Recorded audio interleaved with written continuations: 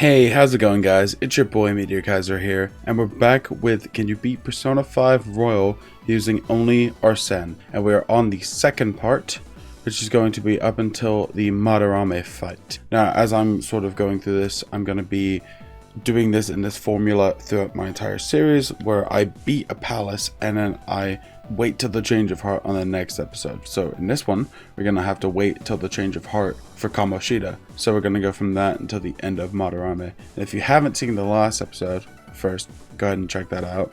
But if you haven't, I'll just go over a few of the ground rules. They're pretty simple. Just I cannot use any other persona besides Arsene in battle. I'm allowed to use other personas for social rank reasons, but Arsene is the only one I'm allowed to use while fighting. I will not be abusing certain game mechanics like the gallows system, the itemization system, or the lockdown system. However, I will be using them, just at a moderate pace. So nothing too bad there. And of course, if there's any other rules I have not mentioned so far, I will be going over them as they come up. But anyway, let's just jump into part 2. Pretty simple. And then hey guys, if you haven't done so already and you appreciate my content, go ahead and hit that sub button. It would be greatly appreciated. It would help me out a lot. Thank you so much. And enjoy the video. So as we left off, we defeated Kamoshida and we have to wait a few days for the change of heart to hit. And by a few, I mean about 11. So in these days, I start my social link with the back alley doctor, Tai Takemi. That is the Death Arcana. And increasing her rank is going to give you more options at her shop for medicine, essentially. I go through other things increasing my social stats, like getting jobs, both at a convenience store and at a flower shop. Convenience store will raise your charm, flower shop will raise your kindness. There are other activities that don't involve your social stats that you can do. One, for example, being doing laundry. Now, in palaces, you'll be getting sooty armor every now and again. And if you go to the laundromat, you can wash these clothes and get whatever armor was underneath them. But just a reminder, you can only do up to 4 in one day, and it'll take up a time slot. Besides that, we're going to school like a normal person, answering questions that the teachers have. And if you don't know the answers to the questions, don't worry. Each answer will give you 1 point to knowledge, but I would just recommend looking it up, to be honest, because I don't know half of these answers myself. We also start a social link with Sojiro himself in the Hierophant Arcana. And what he will do for you is you'll be able to brew coffee and cook curry, and it will increase your SP in dungeons. So it's essentially like a Soma or a Soul Drop or any of those SP recovery items. I continue my social ranks with Ryuji, so I'm trying to get him to 7 as soon as I can. I also start renting DVDs, and that'll increase your social stats as well. There's one other thing to mention here, right? So every Sunday you talk to the TV. I know that sounds weird out of context, but if you go to the TV and you speak to it, you'll be able to get items that whatever it is for the week. So you can get a set of, let's say, revival item, or a set of nutrients for your plant, which you have in your room. You can get kindness from giving nutrients to your plant. Anyway, we keep doing this stuff until May 2nd, in which there is a meeting in the gym. The principal is giving a school-wide morning assembly. This is probably to refer to the attempted suicide of Shiho. Thank God it was attempted, because she is okay. She's recovering. While this is happening, Kamoshida breaks through into the gymnasium and confesses everything to the students. And then he gets the police. He calls the police to hand himself in. And so our change of heart worked. After the whole ordeal with Kamoshida is over, we go to a celebration party type thing, in which we go to a high-class buffet, which we actually have a job to do in this for some reason. It's basically to listen in on all the adults to see if they think of anything about the whole Kamoshida thing or any news in general. This is also where we end up naming our group. The default name, of course, is the Phantom Thieves, the Kaito-dan. But the default name, actually, when you're playing, is the Phantoms, and you can change that to literally anything as long as it isn't inappropriate. So I kind of did a middle ground, or I made it slightly inappropriate. I used like an @ symbol and a 1, things like that, and called myself Hentai Lords, because, hentai is art. Just as we're leaving, this scary looking bald man and his posse basically pushes out of the way of the elevator. That'll become very important later on, but for now it's not really that big of a thing. After the Day of Success celebration, we get a flash forward back to Sai, being like, hey, why did you target this person next? The next target is Marurame, and his first name is like Ichirusai or something. It's a very bougie name. But we obviously don't know that he's going to be our target yet, so we basically wait around for a few more days. The principal has gotten the student council president to look into the whole incident that just happened, but as of right now, that is also not too important. A couple days later, Mishima, one of the boys that was getting abused by Kamoshida, came up to us and I guess we hit it off. He starts a fan site where he is the admin, and the fan site is for the Phantom Thieves. So it's going to be a system of any requests the public has for the Phantom Thieves of change of hearts. And Mishima will be running this. And Mishima is a very important arcana to start. So he is the Moon Arcana or social or confidant. It's very important to get him maxed out. Even though I do not like Mishima as a character, it's very important because it'll give if you max out his rank 10, you'll get bonus XP for your party members and all of your backup members. When you have more members in your team, they'll get full XP. So there won't be so you can swap between members as much as you need to, and you won't have to worry about one being too weak, which is so useful. The next day, Morgana introduces us to a new part of the game. Oh boy, it's everyone's favorite place. It's Mementos. Now, Mementos is a palace-like place where it is the palace of the people. It's a palace where everyone's minor problems build up, so it's not like someone's got insanely distorted desires like Kamoshida. It's just people with a few problems here or there.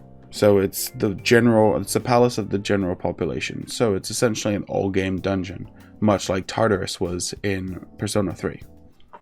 Why Morgana knows about this, I'm not sure. Maybe he went to it before by mistake.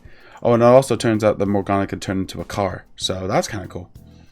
So this is where getting rank 7 is going to be very useful whenever we get that for Ryuji, because rank 7 is insta-kill. So any enemies that are significantly weaker than our party members, we won't even have to fight them. They will just get killed instantly, hence insta-kill. But anyway, we explore the first little area of Mementos, doing a lot of battling along the way, mainly slimes and stuff. But we get as far as we can into Quimaron because we have a request to take down Shadow Nakanohara. And all of these requests are mini bosses. Some of them are more difficult than others. It depends on when you basically come into Mementos. But anyway, we take him down and we explore for a little bit more. We also run into, now, I think his name is Josie. It's not Jose, I don't think, because there's no accent mark. But I'm going to call him Jose anyway. Y'all can get mad at me in the comments because I just prefer that name anyway. Now, he is a mysterious member of Mementos. We don't know who or what he is. However, he is very helpful to us. The whole concept of Mementos, right? This is a Royal exclusive, by the way. This is not in Persona 5. This is in only Royal. So Royal will have these little flowers that are scattered around the map. Now, if you collect enough of those and you're on a floor where Jose just happens to be, he'll randomly appear on certain floors, and you find him, you'll be able to trade those little flowers in for something else. That could be items, that could be SP gaining items, health gaining items, things that raise stats for 3 turns, that type of thing. There's also stamps that are scattered around. There's only a limited amount of stamps in each area. However, they are very useful. So if you use the stamps, you're going to be able to increase certain things. So you either increase XP, money, or items gained. Could be any of those 3 things, and you just have to have enough stamps. The max you can get is, I think, 200%. Alright, and after that we actually do open up the new area, but the game forces us to leave, so it is what it is. But I'm not too worried. I wait a few more days before going back in, and I have another mission to do. And it's good to go when there's a pollen warning. This is another thing I haven't mentioned. So there's specific weather conditions throughout the game, and pollen warning is one of them. And this will make enemies more likely to, I think, sleep. Pretty useful to go during days where there's special conditions. And the next area that's opened up to us as we've beaten Kamoshida is Ayat's bus, which is too confusing to say. So basically, more areas open up to us, the more the public accepts the Phantom Thieves. That's kind of how it works, but it's more specifically, when you've changed someone's heart, you'll be able to go to the next area. So just beating the palace leader will not open up the next area. You have to wait until they've changed their heart. So you have to wait, even if you do it immediately, like a week or whenever, however much time you have left. I try and do the palaces immediately, but that's just force of habit. Anyway, we make our way through Ayat's boss. We run across our next mini boss, Shadow Takanashi, who is a Jack Frost. Hee hee ho ho. Not a difficult fight, just be careful of his lucky punches. There's a lot of criticals going on here. He can inflict hunger, which decreases damage dealt, so just be careful about that. Anyway, all of these enemies are super easy for the most part, because it's just enemies from Kamoshida's palace, plus like a few others like Obrion or Slime. But there's archangels, angels, those type of just things that you find in Kamoshida's palace. So not too bad. After getting through 7 floors, we will reach the end of Ayat's bus and we leave for another day. So a couple of days later, we have our first midterms, which basically all you have to do is answer questions, the questions that were given to you throughout the time before, aka go on the internet, look it up. The better you do, the more charm you're going to get, and that also is relative to how good your knowledge skill is. The midterms will take a few days away from you, but on the final day of the midterms, we get introduced to a brand new character who is going to be the school counselor, Dr. Maruki. He's here specifically because of what happened with Kamoshida, so he's existing to counsel people. And slowly throughout the game, each time we acquire a new party member, we're going to have a scene with them talking to the counselor. And we also start our social link with Maruki ourselves. Now this is the counselor arcana, and it is, if you want the true ending of the game, please listen to me. It is very important that every opportunity that you have to go and do Maruki's social rank, you take it.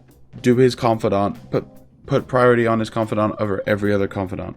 For now, at least. There's going to be a certain amount of times that I'll say like, oh no, I gotta wait a little bit.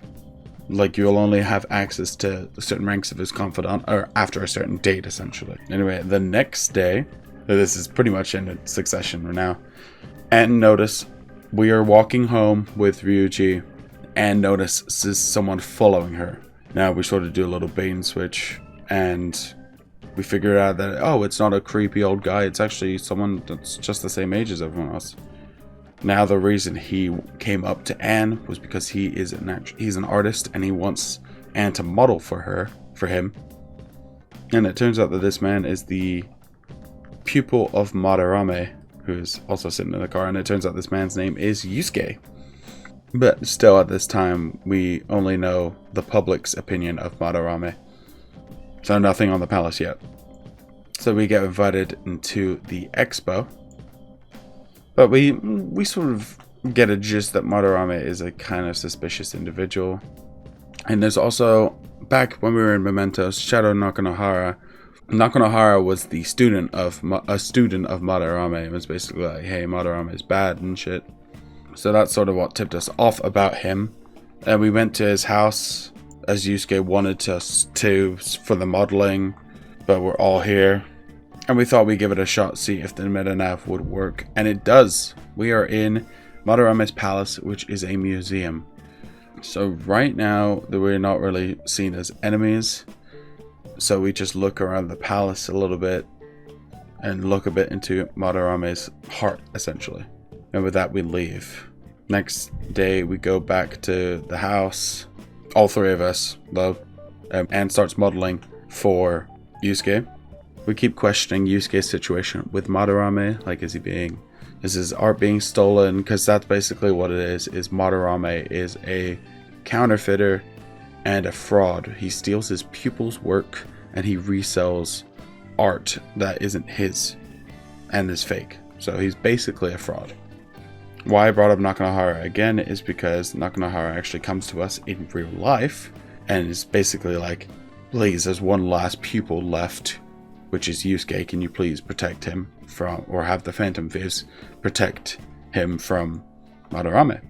And so now we are officially seen as enemies in the palace, and we go back in. Our deadline is 18 days from now until when the exhibit ends. So we have to steal his heart. And so we start going through the palace. First area's little gimmick is there's little laser alarms that'll increase the security rank of the palace, so just be careful.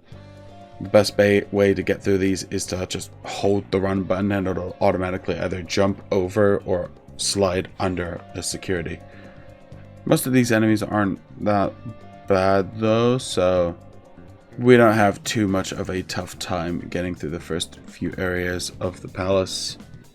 I won't go over any of the specific details of all the regular enemies, but we got like Apsaris, Huapos, Mokois, basically anywhere from like level 10 to, I think the palace enemies go from like level 10 to like 18 or something like that.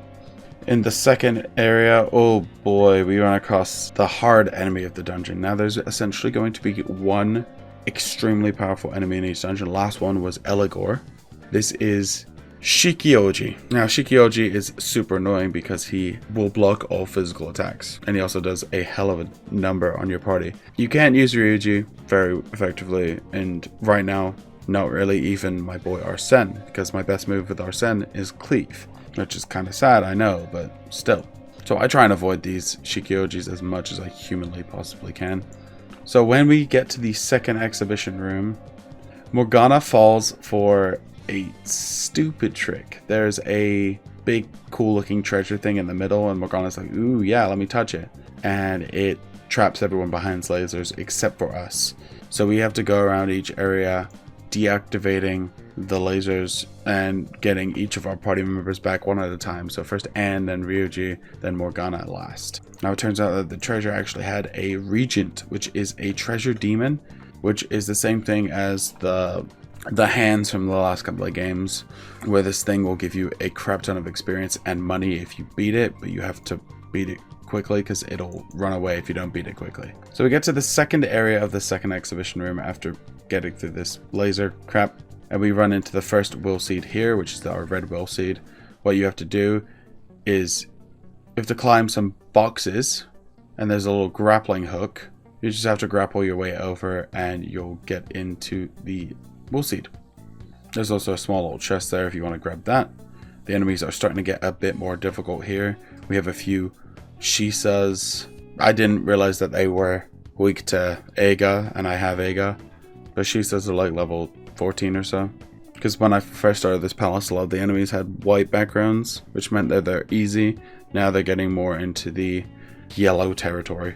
One thing I did not go over, which I should have gone over in the last one, is there are certain enemies which are called disaster personas, or disaster enemies. If you defeat them quickly, it's good for you because they'll blow up and give you items, and blow up and only hurt the enemies. And it's based on how much damage you did to them is how much they'll blow up for. But if you attack, they won't attack, but anytime you attack them, they'll retaliate. So they won't attack once. So say for example, you attack 4 times. It'll return 4 times instead of just attacking once. So you're going to want to try and one-shot it. And it's random what's going to be a disaster persona and what's not. We get around, I want to say, halfway through the palace, and there is a central garden area in which there's a massive door that we cannot open. This is going to be our first real instance of us having to leave a palace to go do something in the real world. So we have to open a door in the real world that'll let us into the palace world. Our best bet for that is what Yusuke wanted and what Anne doesn't want to do. So Yusuke really wanted Anne to do a nude drawing for him. And of course Anne just doesn't want to get nude for anyone. So basically what the plan is, Ryuji and ourselves, Joker, are going to wait in the palace. Anne is going to distract Yusuke while Madarame is not home. And then Morgana in his cat form is going to open that door that's in his house that looks exactly like the door that's in the palace. It's a very suspicious looking door. That succeeds. Madarame comes home, but Yusuke has already seen what's in that door. And he don't like it because it's... Let me give you a little bit of a backstory on Yusuke to completely understand the situation. So there is a painting called Sayuri, which is apparently Madarame's most successful painting and the whole reason Yusuke wanted to become Madarame's pupil, even though Yusuke was an orphan.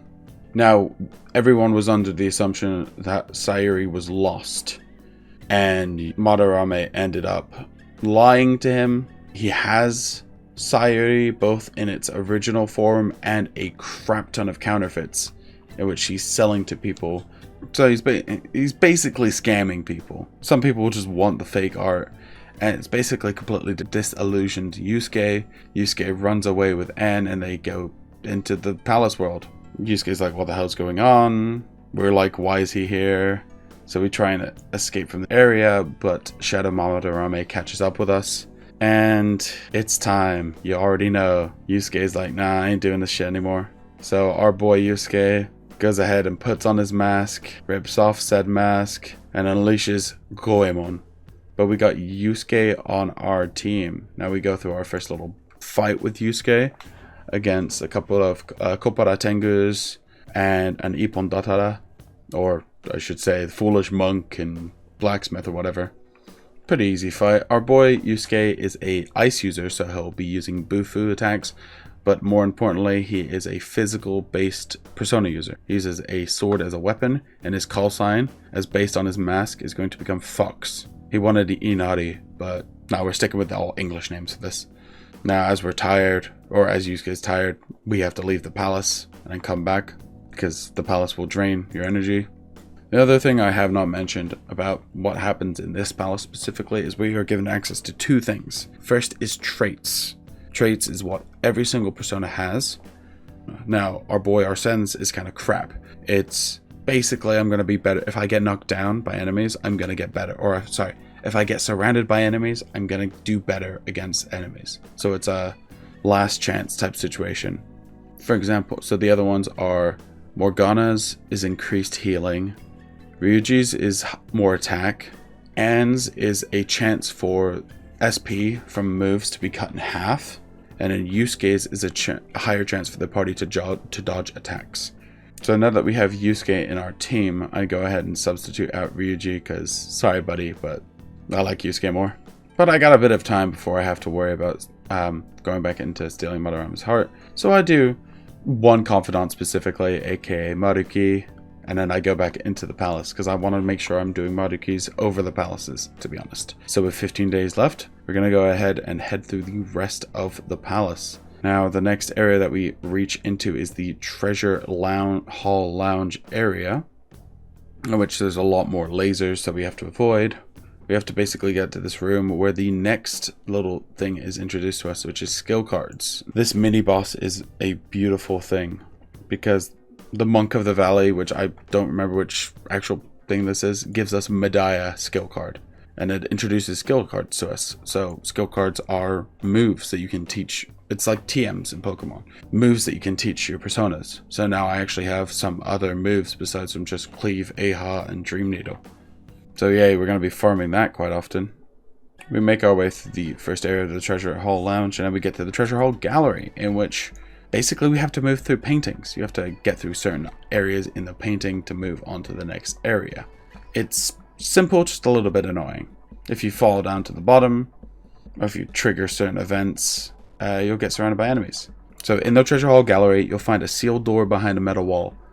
Look around for a grapple hook into the ceiling, grapple up, and throw a switch on the second floor. Jump back down, enter the sealed door to find the green Will Seed of Vanity. So there's that one for you. And that's right before this question mark area, which is a twisted labyrinth, it's called. In which, in order to proceed in each individual area without getting teleported back, we have to distinguish what the real Sayuri is. So there'll be fake Sayuris and real Sayuri. If we select the right one, we'll be able to move on. If we select the incorrect one, we'll have to fight an enemy and then try again. Now, there's a couple of tricky ones. There's one specific tricky one where it's hidden behind a wall. So just make sure that you're using your third eye and you should be alright. After getting through that little area, we're moving on to the main treasure hall, which is right where the palace's treasure is. But before we can do that, we have to go to get the blue will seed. So the blue will seed is easy enough to find. Once you reach the save room in the treasure chamber, keep going past until you reach a dead end. There's a powerful guard blocking the door. That powerful guard is the awakened god, which is Rahabaraki or something like that. I don't know. It's an enemy that you'll be fighting in the 5th palace, but it's here for some reason. They're pretty scary, but he's not too difficult to deal with. Just rinse and repeat. You can kind of use as much SP as you want to at this point, because we're going to be leaving the palace soon anyway, so I do a little bit more training. I get ready to leave the palace because we've seen where the treasure is. So just as we're about to leave, one of the twins stops us and brings us to the Velvet Room and it's like, hey, we unlocked a new feature for you, pretty cool. And that's itemization. So itemization is now a thing, so we're able to itemize our personas. And we're able to get skill cards out of it for that way, so it's very good to do that as much as you can. The other thing now is, I've also forgot to mention, is we've started a social link with the twins, the Strength Arcana, in which in order to increase it, you can increase it as much as you want each time of day. You just have to present the twins with a persona with a move attached to it.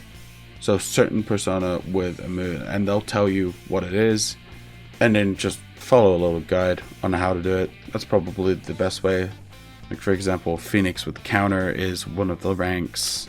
You can only really do these if you have enough money or if your persona level is high enough. For example, the very last one is a Seth with high counter and it's level 51. Oh my lord, I can't speak. Well, anyway, we leave the palace. Yusuke sends the calling card for us as we have an actual artist, so the calling card doesn't look like crap. And we jump back into the palace. We secure the treasure in the most cool way possible. So we have one person shut off the lights, the other person lower Morgana, who is in a crane above the treasure to secure the treasure, because the treasure is covered by a wall of lasers as per everything in this dungeon. We're able to secure the treasure, and just as we are about to escape from the palace, Madarame catches us in the central garden, and we start our boss fight with Ichirusai Azazel Madarame. And oh boy, is this a fun fight. So Madarame has 4 separate pieces in his first form. Painter's right eye, Painter's left eye, Painter's nose, and Painter's mouth. Each piece has its own elemental properties and abilities, and similarly each piece has several things it can damage, and similarly each piece has several things that can damage it, but also several things that it will absorb. It is also extremely important to kill all of the paintings at once. So if you accidentally kill one painting, it's just going to restore itself. So you've just got to be super duper careful about taking it out. So you have basically you're going to have to kill everything at once. It'll restore with half HP. It'll restore with a little bit of HP. The Royal Fire fight is a little bit easier though, which is nice. So as for each weakness, the eyes absorbed fire, ice, electric, and wind. So both eyes are going to be best thing to use against the eyes are going to be physical attacks. The nose absorbs psychokinesis, nuclear, bless, and curse attacks. So also physical attacks are probably going to be the best. However, you can use your bufu and stuff on the nose. Then the mouth has an absorption of gun and physical. So make sure you are using your magic skills on the mouth. Just try and get them as low as possible, and then try and take them all out in one foul swoop if you can. Each of the eyes will be able to use certain elemental attacks. The right eye focuses on that, the left eye will be lowering stats a lot, and then there'll also be, the mouth will do a lot of just normal physical attacks, and then the nose will do status attacks, so status ailments. And I have a lot of problems with this boss fight, holy crap. Morgana dies once, I have to revive him. I actually think I die once and then I have to restart it with better strategies. The first time I completely died, and then the second time went a lot better. I knocked out each of the eyes individually, but they didn't restore, which was nice. So I was able to take down everything pretty easily and then move on to phase 2. Which has Shadow Madarame as the main boss, and then Ursat's. So Ursat's joy, fury, sorrow, and mirth. Ursat's joy is lightning, so it's going to be weak to Garu. Fury is flame, so it's going to be weak to Bufu. Sorrow is ice, so it's going to be weak to Agi. And then Mirth is wind, so it's going to be weak to Zio. And then Madarame himself has no weaknesses, but he does have a solid 2000 HP. So honestly, the best thing to do is try and wipe out as many of these clones, these copies, these fakes as possible.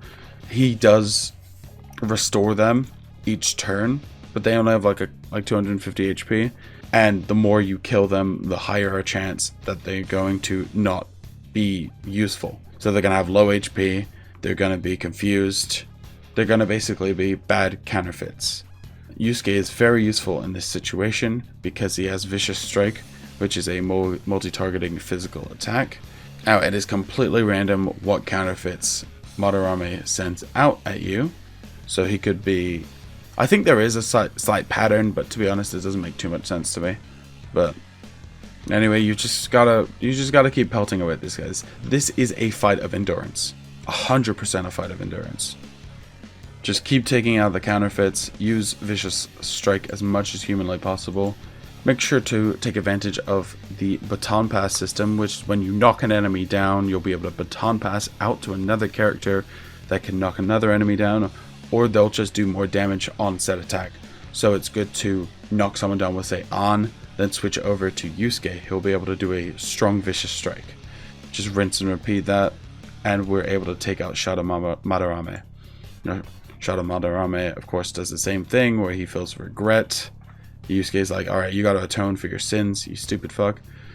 It turns out that the treasure for this palace was Sayuri in its original form. I forgot to mention that the treasure for Kamoshida's was a gold medal, which we sold to EY for like 5k or something like that. But it's also very important to notice that Madarame was like, there was another person in the palace with a black mask. So just keep that at the back of your mind for the rest of the series. If you know, you know. If you don't, you don't. It's not that big of a deal. Once we get through the palace, we leave. We get a rank with Morgana.